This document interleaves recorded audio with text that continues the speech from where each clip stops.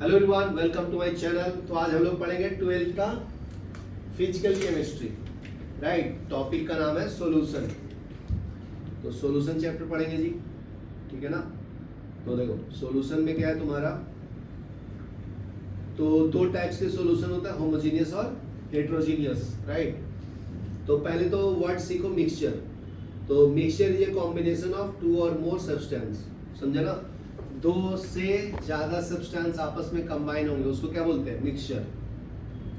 जैसे देखो air is a mixture of gases, तो उसमें बहुत सारे गैस आएगा, हाइड्रोजन गैस आएगा, नाइट्रोजन गैस आएगा, ऑक्सीजन गैस आएगा, वाटर वेपर आएगा। राइट, तो these are the mixture of air. Rock is a mixture of two or more minerals, right ना। तो दूसरा एग्जांपल है रॉक में भी दो से ज्यादा मिनरल्स होते हैं। यहाँ तक क्लियर है। नेक्स्ट देखो, mixture are of two types. तो होमोजीनियस मिक्सचर होता है और हेट्रोजीनियस मिक्सचर होता है। तो होमोजीनियस में क्या होगा, यूनिफॉर्म कंपोजिशन होगा। हेट्रोजीनियस में क्या आएगा, उसका रेशियो यूनिफॉर्म नहीं होगा, समझा, उसको हेट्रोजीनियस मिक्सचर बोलते हैं। ठीक है, तो नेक्स्ट थर्ड में क्या है, homogeneous mixture are classified according to the size of their constituents particle. ठीक है, तो होमोजीनियस मिक्सचर को भी आगे क्लासिफाई करते हैं, तो उसके अंदर जो पार्टिकल डिसॉल्व है उसके अनुसार उसको हम लोग क्लासिफाई करते हैं। तो उसके में कोलाइड सॉल्यूशन बनता है, ट्रू सॉल्यूशन बनता है। तो इसमें हम लोग ट्रू सॉल्यूशन के बारे में पढ़ेंगे इस चैप्टर में, homogeneous mixture with the true solution, समझा। तो नेक्स्ट देखो, solution are commonly found in all the life process. The body fluid are solution. अपने खून जो है ना, हेमोग्लोबिन, वो भी आपका सॉल्यूशन है। Solution are important for the industrial process also and other areas. ठीक है, नेक्स्ट देखो, homogeneous solution to or more substance से मिलके बनता है। A true solution consist of solvent and one और मोर सॉल्यूट। तो इसका मतलब देखो, ये जैसे वाटर है, तो ये क्या है आपका सॉल्वेंट है, ऊपर से क्या डाल रहा हूँ, नमक। तो दोनों मिलके क्या देगा, होमोजीनियस मिक्सचर देगा, होमोजीनियस मिक्सचर, बराबर ना। तो अगर दो सब्सटेंस है तो उसको हम लोग बाइनरी सॉल्यूशन बोलते हैं। जैसे नमक और पानी का घोल को क्या बोलेंगे, बाइनरी सॉल्यूशन। अगर नमक भी डाल दिया, शक्कर भी डाल दिया, तो ट्राई सॉल्यूशन बन जाएगा, समझा ना। तो उसमें देखो अभी types of solution, binary solution में देखो हम लोग। नेक्स्ट है types of solution. Solution is either solid और liquid, mixture of two liquid. There are other solution which as well, समझा। तो लिक्विड का भी मिक्सचर हो सकता है, लिक्विड में सॉलिड भी डाल सकते हैं, लिक्विड में गैस भी डाल सकते हैं। ठीक है, सोल्यूट एंड सॉल्वेंट में भी इन 3 स्टेट्स, उसका नाम है सॉलिड, लिक्विड और गैस। तो सॉल्यूशन दिस में इन्वॉल्व कॉम्बिनेशन ऑफ 3 स्टेट्स, समझा ना। तो जो सॉल्वेंट होता है वो डिसाइड करता है कि सॉल्यूशन का टाइप्स क्या होगा, ठीक है ना। तो देखो 3 स्टेट्स ऑफ सॉलिड्स, तो सॉलिड, लिक्विड और गैस आएगा। तो ऐसे करेंगे तो कॉम्बिनेशन, सॉलिड में मैं क्या डाल सकता हूँ, तीनों डाल सकता हूँ, सॉलिड, लिक्विड, गैस। तो ये 3 हो गया। लिक्विड में भी तीनों डाल सकते हो, सॉलिड, लिक्विड और गैस। गैस में भी तीनों डाल सकता हूँ, सॉलिड, लिक्विड और गैस। तो टोटल कितना हो गया, 9 हो गया ना। तो यहाँ पे देखो लिखा है there are 9 types of solution depending on the state of solute and solvent, समझा। नेक्स्ट देखो, ये देखो नंबर ऑफ सोल्यूट है, तो सोल्यूट को सॉलिड फॉर्म में लिया है, तो सॉलिड को लिक्विड में डालेंगे तो ये तुम्हारा लिक्विड सॉल्यूशन बनेगा। देखो तो सी वाटर, वाटर में क्या डाला, नमक क्या होता है, सॉलिड ना, तो सॉलिड पानी में डाले तो sea water. Benzoic acid in benzene, तो बेंजोइक एसिड जो है वो सॉलिड है और बेंजीन लिक्विड है, तो सॉलिड लिक्विड में डाला। शुगर इन वाटर, समझा ना, तो शुगर सॉलिड है, जिसमें डाला वो क्या है, लिक्विड। नेक्स्ट है सॉलिड, तो मेटल एलॉय जैसे brass, copper, iodine in air. तो एयर मॉलिक्यूल्स में बहुत सारे गैस पार्टिकल्स हो सकते हैं ना, सॉलिड स्टेट पे पाया जाता है। ब्रास हो सकता है, ब्रोंज हो सकता है, आयोडीन हो सकता है। ठीक है, नेक्स्ट है लिक्विड, सॉल्यूट लिया, फिर चेंज किया है इसको। तो देखो लिक्विड में डाल सकते हैं, जैसे गैसोलीन लिक्विड है, और अल्कोहल भी, उसको पानी में मिक्स करके लोग कंज्यूम करते हैं। राइट, सॉलिड में लिक्विड डालेंगे, जैसे amalgam of mercury with the metal at mercury in silver, समझ गया ना। तो ये एग्जांपल्स दिया हुआ राइट साइड में। लिक्विड को गैस में डालेंगे, जैसे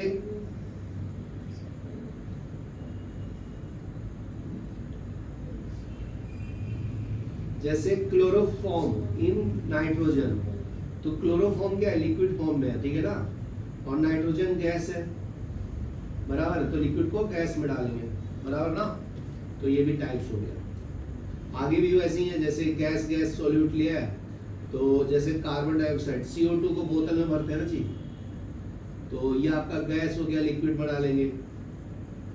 फिर ऑक्सीजन को भी वाटर में डिसॉल्व कर देता है, तभी एक्वेटिक लाइफ जो होता है ऑक्सीजन कंज्यूम करता है, ठीक है ना। हाइड्रोजन इन सॉलिड, तो प्लैटिनम मेटल है तो उसके ऊपर हाइड्रोजन गैस का कॉम्बिनेशन कर सकते हैं, फिर गैस इन गैस, ठीक है। यहाँ तक लिखो, फिर आगे बढ़ते। नेक्स्ट देखो, capacity of solution to dissolve the solute.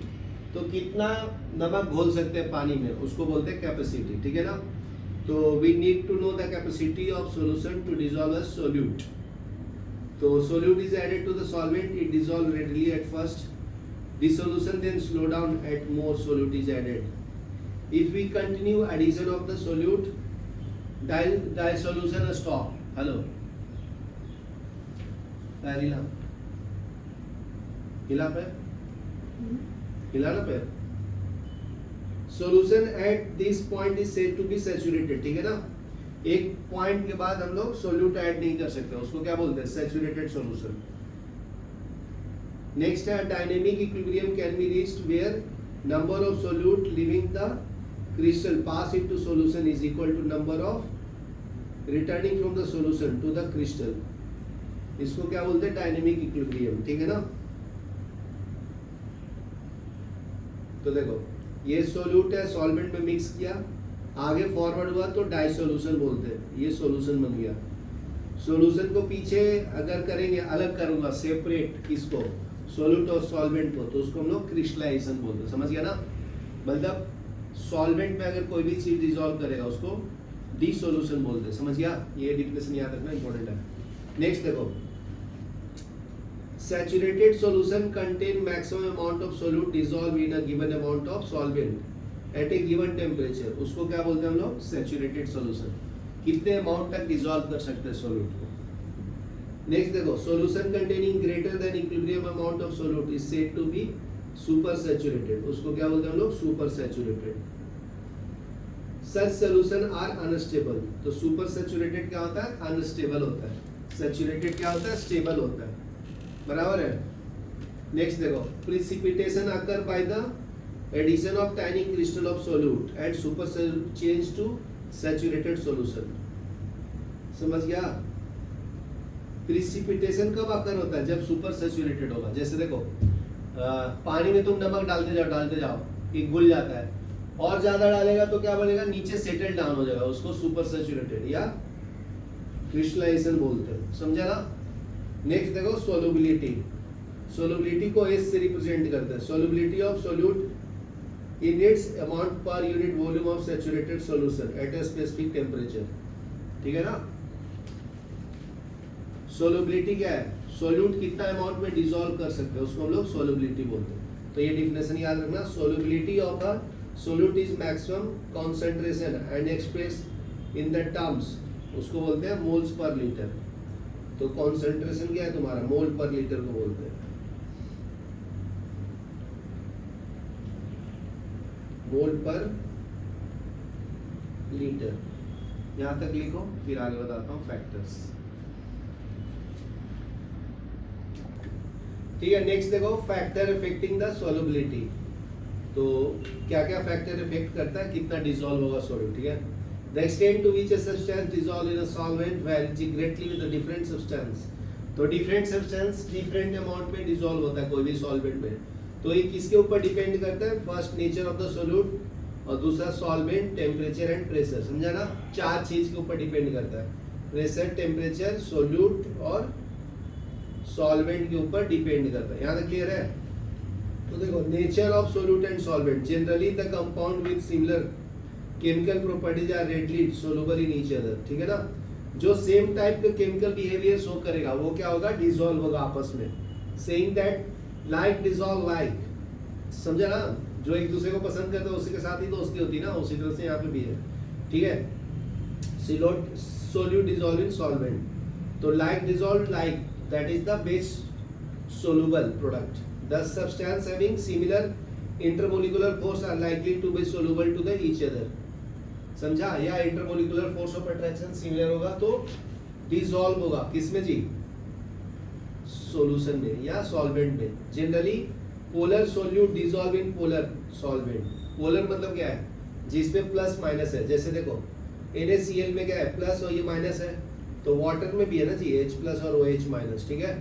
तो ये पोलर हो गया, तो पोलर डिसॉल्व इन पोलर, समझ गया ना। This is because solute solute, solute solvent and solvent solvent interaction are of similar magnitude. तो क्यों होता है ऐसा, क्योंकि उनका सबका बिहेवियर सेम होता है।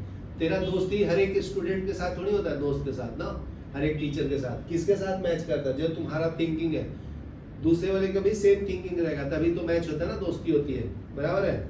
जैसे देखो NaCl dissolve in water, a strong ion dipole interaction NaCl with water molecule, hydrogen bonding with water molecule forms, समझा। तो NaCl पानी में डिसॉल्व होता है, ion ion interaction are comparable, समझा ना।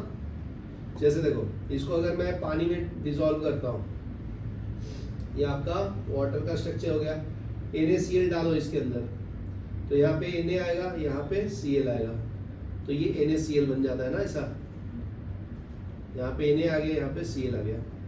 इसको बॉन्ड लेंथ बोलते हैं, बॉन्ड लेंथ।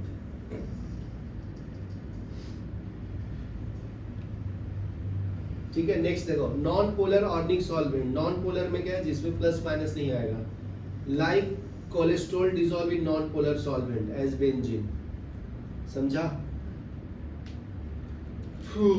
तो कोलेस्ट्रॉल भी नॉन पोलर है, जैसे ऑर्निक कंपाउंड है, तो वो भी बेंजीन में डिसॉल्व होगा, समझा ना। जैसे मीथेन को डिसॉल्व करना है या कोई कंपाउंड को, तो ये बेंजीन में डिसॉल्व होगा, बेंजीन इसका सॉल्वेंट है, यहाँ पे C6H6, ऑर्निक कंपाउंड में डिसॉल्व होता है। नेक्स्ट देखो sugar dissolve in water, the dissociation of sugar in water is due to the intermolecular hydrogen bonding with sugar and water. तो सुगर पानी में क्यों घुलता है, क्योंकि हाइड्रोजन बॉन्डिंग करता है पानी के साथ, समझा। नेक्स्ट देखो effect of temperature on solubility, how solubility of substance change with the temperature depend on enthalpy of solution. Enthalpy मतलब क्या होता है, एनर्जी। अगर कोई भी सब्सटेंस सॉल्वेंट में डिसॉल्व होता था, कितना एनर्जी रिलीज करता है, उसको बोलते हैं। Many solids KCl dissolve in water bye endothermic process. जैसे KCl को डिसॉल्व करना पानी में, तो तुझे हीट करना पड़ेगा तभी डिसॉल्व होगा, तो इसको हम लोग एब्जॉर्प्शन ऑफ हीट बोलते हैं। या एब्जॉर्प्शन ऑफ हीट को क्या बोलते हैं, एंडोथर्मिक प्रोसेस, समझा।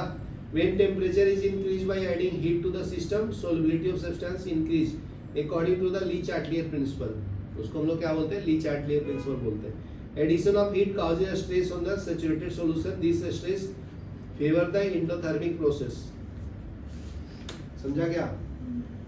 नेक्स्ट देखो on the other hand when substance dissolve in water by exothermic process solubility decrease with increase of temperature. Temperature बढ़ाने के बाद solubility कम होता है, समझा ना। जैसे देखो calcium chloride, lithium sulphate in the crystal form dissolve releasing the heat. तो कैल्शियम क्लोराइड को पानी में डालते हैं, तो देखो चूना को पानी में डालते हैं तो हीट रिलीज होता है ना, गर्म हो जाता है सब्सटेंस, उसको एक्सोथर्मिक रिएक्शन बोलते हैं, समझा। तो ये टेम्परेचर डिपेंडेंट सब्सटेंस है। नेक्स्ट देखो it is important to note that there are no direct correlation between solubility and exothermic and endothermic, समझा। डायरेक्ट रिलेशन नहीं है, कोई कैसे बिहेव करेगा तुम प्रिडिक्ट नहीं कर सकती हो, ठीक है ना। For example dissociation of calcium chloride in water is exothermic. जैसे कैल्शियम क्लोराइड को पानी में डालेंगे तो हीट एनर्जी देगा, लेकिन एमोनियम नाइट्रेट को डालूंगा तो क्या करेगा, वो हीट एब्जॉर्ब करेगा, वो एटमॉस्फेयर से एनर्जी लेगा, समझा ना। Solubility of this substance with increase in temperature.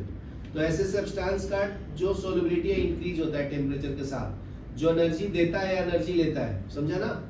तो देखो उसके लिए ग्राफ ड्रॉ किया, the result of experimental determination of solubility of some ionic solid in water at various temperature. तो देखो यहाँ पे तो एक्स एक्सिस पे क्या लिया है, टेम्परेचर लिया है। ये 0, 40, 60, 80, 100 ये सेल्सियस में है, और वाई एक्सिस पे क्या है, सोल्युबिलिटी 100 ग्राम। ये 0, 50, 100, 150, 200, 250, समझा ना। तो देखो ये देखो पोटेशियम नाइट्रेट है, जैसे जैसे टेम्परेचर बढ़ेगा उतना ज्यादा डिसॉल्व होगा। तो सबसे अच्छा बिहेवियर कौन शो करता है, पोटेशियम नाइट्रेट, समझा। सबसे कम बिहेवियर में चेंजेस क्या आएगा, किसका, नमक का, NaCl और KCl का। सोडियम नाइट्रेट का भी इंक्रीज होता है और फिर ये दोनों का लगभग कांस्टेंट है, समझा। तो देखो यहाँ पे लिखा है solubility of NaCl, NaBr, NaCl, KCl change slightly with the temperature. तो ये कम चेंज होता है ना, ये स्लो वाला है, ये फास्ट, ये ज्यादा होता है ना। Solubility of potassium nitrate, sodium nitrate, KBr increases precisely with increase of temperature. Next है solubility of sodium sulfate decrease with increase of temperature, समझा। तो सबसे कम इसकी solubility बढ़ता है, किसका, सोडियम सल्फेट का। Solubility of gases in water usually decrease with increase of temperature, समझा। तो solubility क्या होता है, slowly decrease होता है जब टेम्परेचर बढ़ाएंगे तो। नेक्स्ट देखो, when gases are dissolved in water, gas molecule in liquid are condensed. Condensation is exothermic process, समझा। कंडेंसेशन किसको बोलते हैं, जब गैस जो है लिक्विड में बनता है तभी बारिश होती है ना। तो solubility of gas in water thus decrease as temperature is increased. तो इसकी solubility क्या होता है, कम होता है जैसे जैसे टेम्परेचर बढ़ेगा। तो ठीक है, यहाँ तक लिखो, चलो।